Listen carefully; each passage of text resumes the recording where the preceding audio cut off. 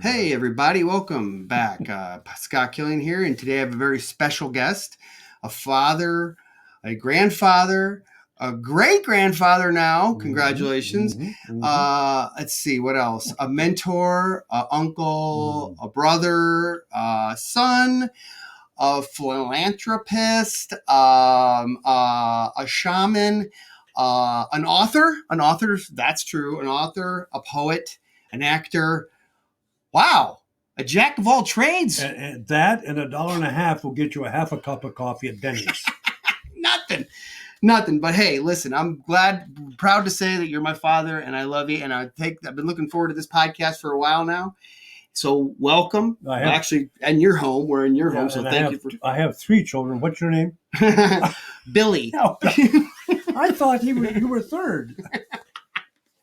Hey, anyhow. Anyway, here we go. So, I'm glad you are here on my podcast. Do you have any questions? Yes, I'm an old school person. A lot of background in acting, radio, television, film, and stage. However, it's been a long time, okay? Yeah. So tell me, what the hell is a podcast? It's my own Johnny Carson show.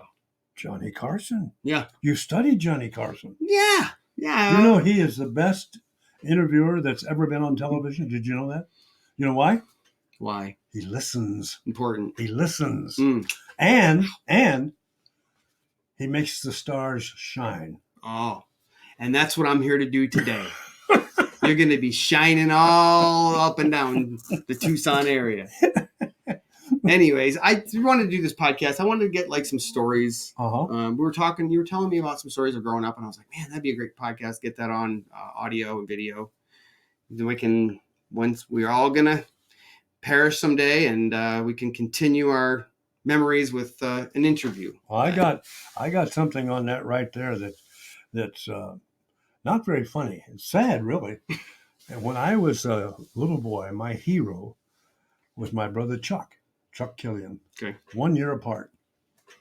And I followed him through high school. I followed him through college. I followed him through graduate school. And I was always known as Chuck Killian's brother.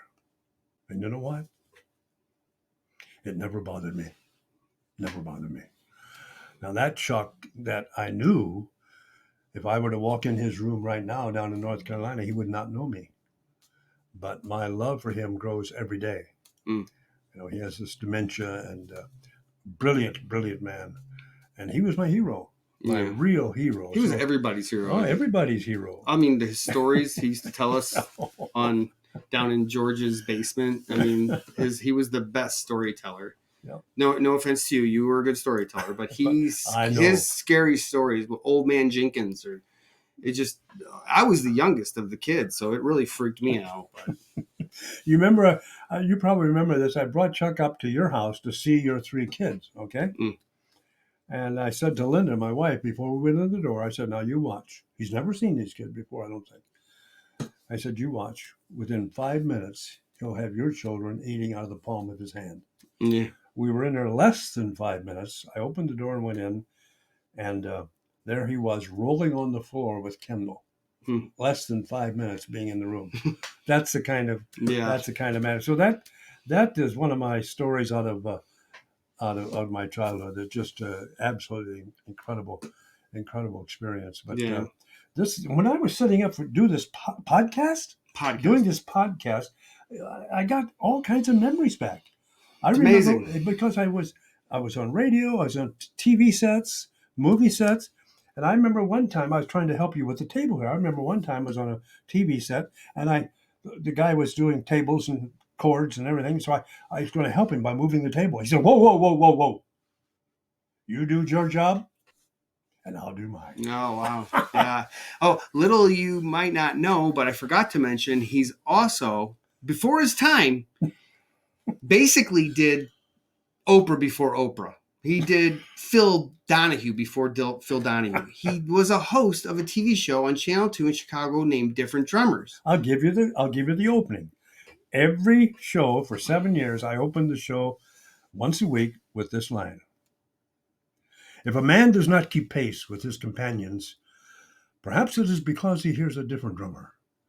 Let him step to the music which he hears, however measured or far away. Wow.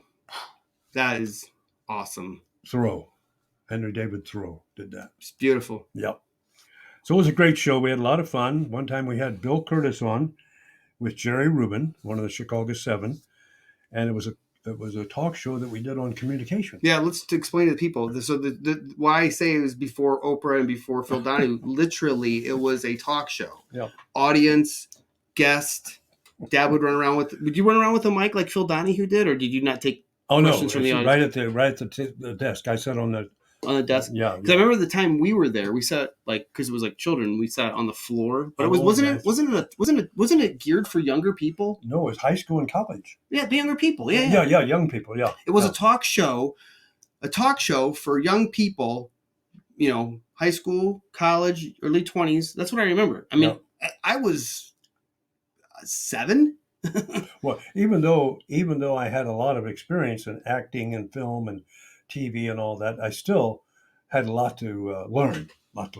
So I'm on the TV Learning set. Is a daily thing. I'm doing my show on the TV set, and the director, Phil, I can't remember his last name, great director in Chicago, wanted me to, he was doing like this, behind the camera, like this. So I thought he was saying, bring your voice down. So I got real soft in my voice. And afterwards, damn it, Killian, I was trying to get you to say goodbye. Fat chance. I said, okay, well, you got to live and learn. You know what I mean?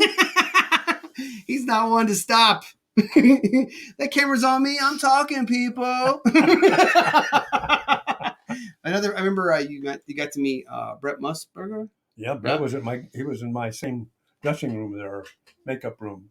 I remember you took us on a tour.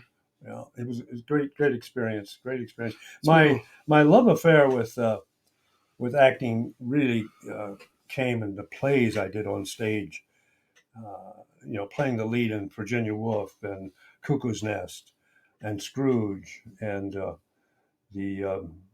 I remember Cuckoo's Nest. You scared me. Loved that when it.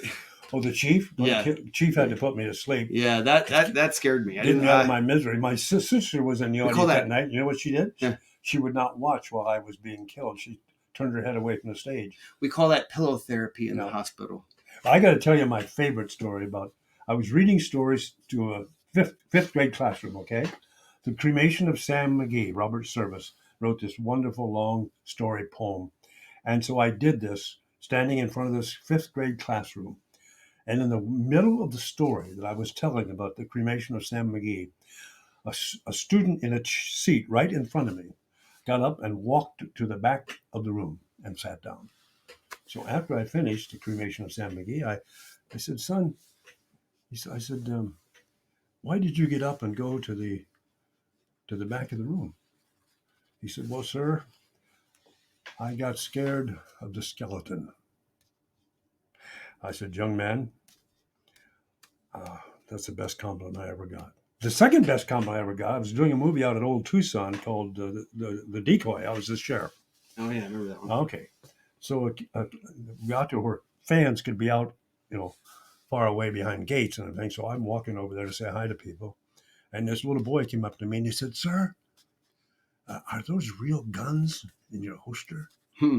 I said, son, I've been waiting for 65 years to hear that question. He didn't understand what I was saying, but I did. Yeah. So it's a lot of wonderful stories about that. I knew when I was 5 years old that I wanted to be an actor, but I also knew I wanted to eat. Wait, can I back up for a second? Yeah. What you said the kid didn't know what you meant, but you did. What did you mean? I have a few different outs. Here I am 65, 7 years old, and I had an opportunity to do a movie at Old Tucson.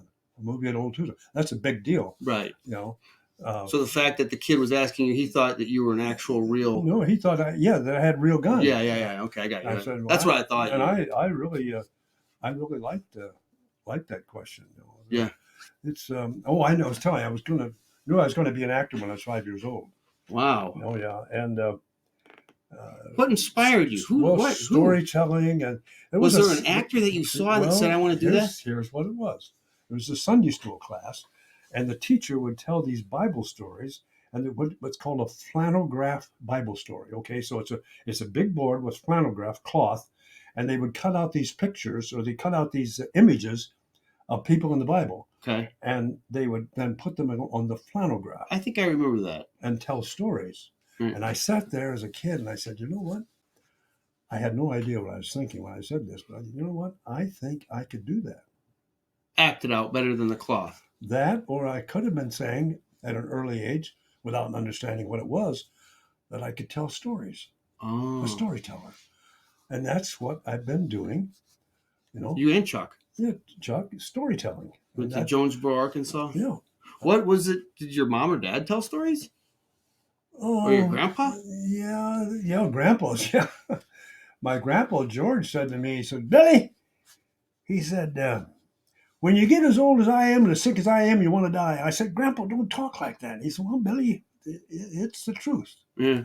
And he also said to my brother, Chuck, there's two kinds of goods in this world, two kinds of good. No good and good for nothing, and you got both of them.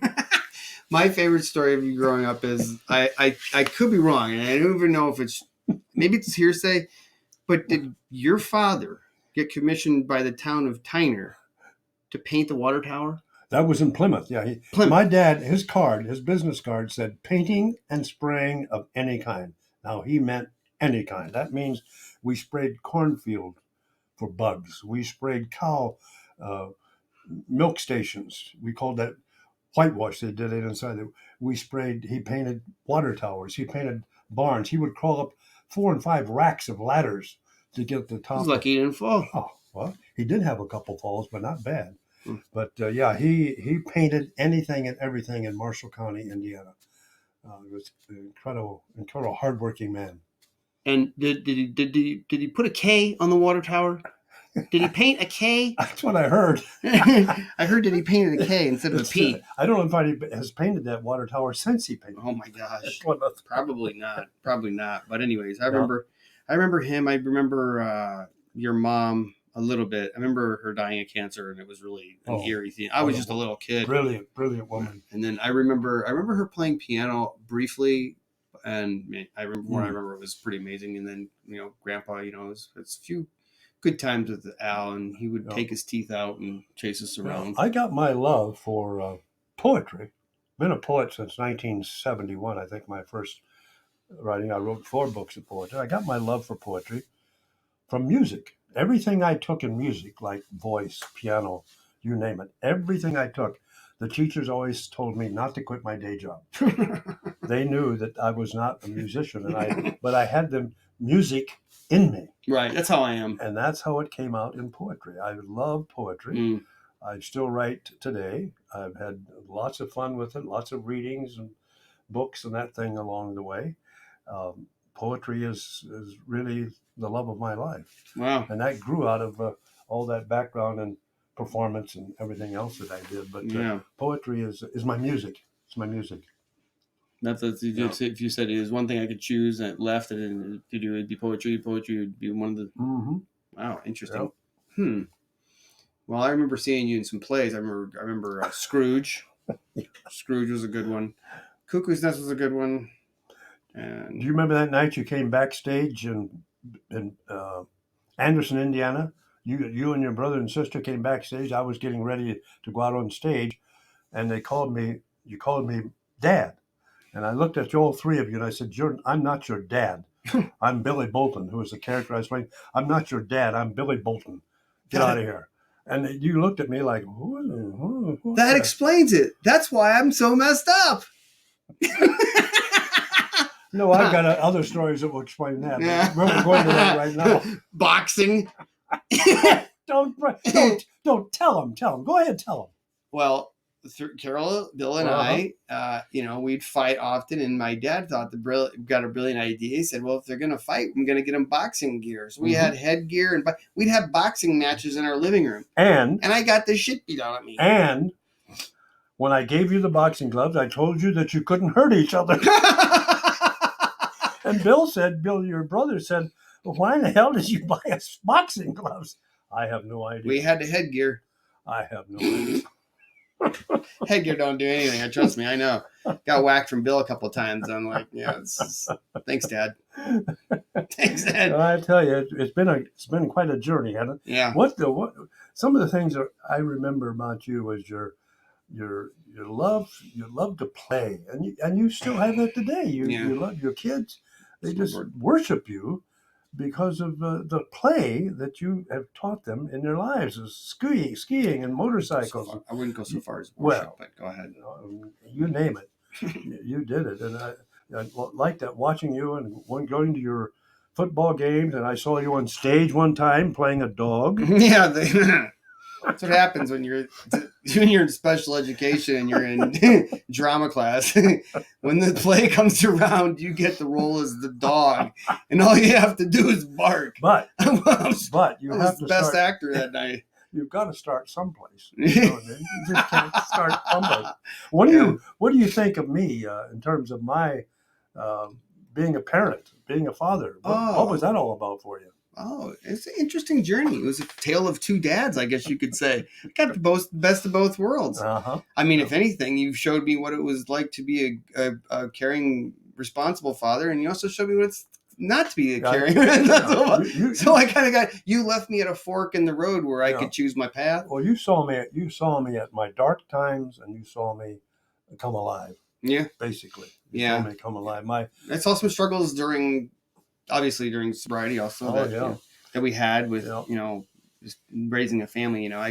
It's always there's always what I was just saying this night, like parenting. It's like, I think Bill told me this, or Barb, I forget who, but parenting is like when you have a little kid, you have a lot of little things going on, a lot of little crises all the time, just little crises. When they get older, they get further and further between, but they're more of a headache. Mm-hmm. So I apologize for any headaches that I may have caused you as a teenager. You owe me no apology. By the time you guys got around to me, I think you were ready just to tap out, and you're just kind of like, do whatever you want. Well, we were planning on 2 children, then you came along. Oh, yeah. And I'm glad you did. I'm glad you did, man. And that's another reason why I need a therapist. Well, I got to tell you, if you think that's bad, what my mom said when I was born? Oh, God. Well, she wanted another daughter because she had 2 boys and Patty, my sister, so she wanted another girl to have 2 daughters. Okay. So the doctor in my little town, the doctor came to your house, and it was a small town of a couple hundred people. Everybody was related to everybody, and the doctor came up to see us, and they delivered me, the baby, and Mom said from her bed, she said, "What is it?" And the doctor said, "It's a boy." My mom said, "Let me sleep." Oh, man. And I have been told that story many times over the year, and for some reason, it didn't really bother me that much. I just kind of laughed about it. It was no big deal. But maybe they said it. If it was a girl, maybe she would have said that too. It could be taken either way. Maybe she's just tired from just delivering a baby. She might have wanted a boy if I was a girl? No. That she was exhausted and she just wanted to know the sex and then go to sleep. Okay, I didn't think about that. See, being around you, I learned things. Pushed a baby through her canal, and now she's exhausted. I thought I would come down here and do this podcast, and I would learn something about how to do a podcast and go off and become famous. That's what podcasting's all about. We grow. It's all forward. The future's bright. And as soon as I get 1 million subscribers, I'm going to release the unedited, uncut versions of a lot of podcast outtakes. So look forward to that, people. Keep subscribing. I only have 990,000, a lot. I got a lot. Just under a million to go. Just under 1 million. It wasn't 1,000,001? No, I have to go. I have to get more. Right now I'm at 27. So the other thing that you haven't million. Asked me about it, but the other thing that I wanted to please tell you about I forget. and my friends here that are watching this, and that is that the other love of my life was basketball. Oh yeah, basketball. When Kevin Durant said a couple of years ago, he held a basketball up in front of his chest, and he said to the audience, "This is a part of my body." Now, I understood what he was saying. It's a part of your body. It's a part of your blood. When you grew up in Indiana, and trust me, I know. Basketball is... It's religion. It's a religion. And unfortunately for me, growing up in Indiana, I sucked at basketball. So that's reason 347-295. I need a therapist.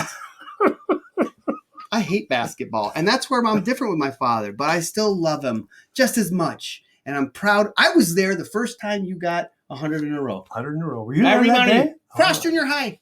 It only took me about 20 years to work on that. And I finally made 100 in a row. Then I got 200, and I've been so proud. In a row. Oh, someone wanted me to ask you. Yeah. Who was it? And I apologize. I was telling him in the interview my dad. I think it was my buddy Lizard, but he said, why? Ask your dad this. How come he didn't ever go to the U of A and coach free throws for the basketball team? And I believe you wrote 2 letters. Well, when they said that, Sean Miller was the coach, and Sean was one of the best free throw shooters in the country, but he couldn't somehow teach the players that. I think I even wrote a letter. You did? I think I wrote a letter. And I think that you got a reply. No reply. Oh. They didn't know me from Adam. But I loved it. I became known as the free throw doc in Tucson, worked with hundreds of kids. Made a video? Yeah.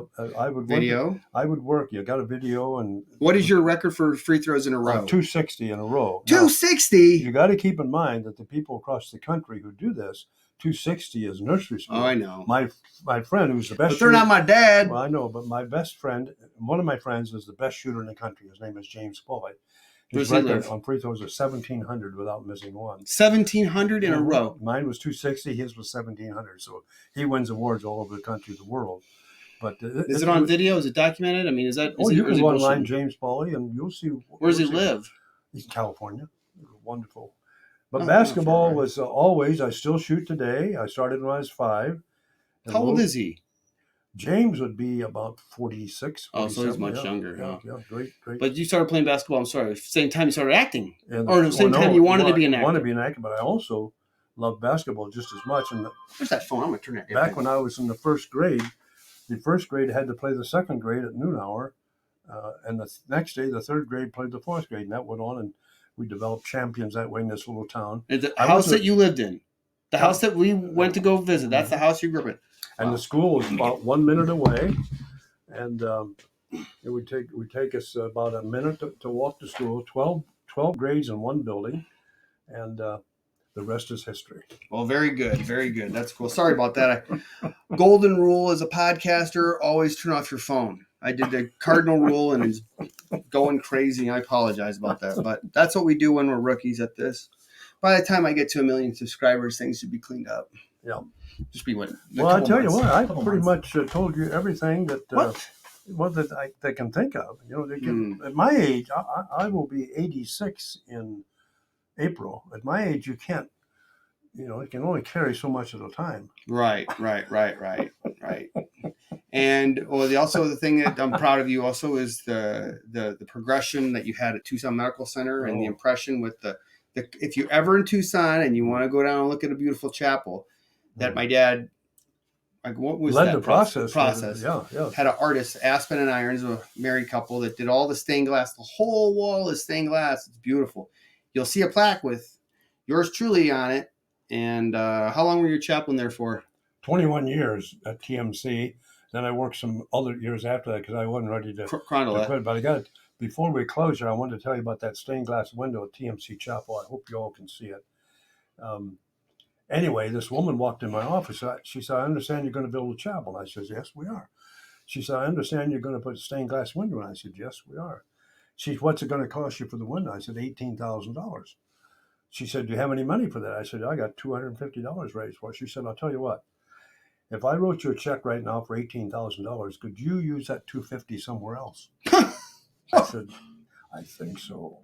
Thank I you, took Jesus. the $18,000 and we added another close to $300,000 for the freestanding chapel in the heart of a hospital. I know that's hard to believe. It's not attached? It's attached, but it's freestanding. Well, it's freestanding inside. Oh, so it's like in a courtyard? Yeah, courtyards all around, and it's just absolutely And you incredible. remember the courtyard before they built the chapel there? Everyone returned the dirt over that day. Wow. And it was like a little place where people could go outside. Just a patio for coffee drinking and that kind of thing, and that's why we put it there. But that's cool. There's so many other things that that happened, and I really appreciate you doing this. And the podcast, is this number 5 or what number is this? This is 5. This is a special one. You're my first interview, so that's fun. Yeah. I don't know who I'm going to interview next. I can continue interviewing longer if you want, but we could take a break and pick it up some other time. Well, do you have any other questions or comments or? Man, I'll tell you what. This is what we're going to request our fans to do. We're going to request our fans to, in the comments below, if you have any questions for my dad, ask them, and then on our next episode, we'll address those, okay? So in the meantime, here we go. Take it easy. One day at a time. That's all we got, people. And be a different drummer. Be a different drummer. So long. Bye-bye. Bye-bye.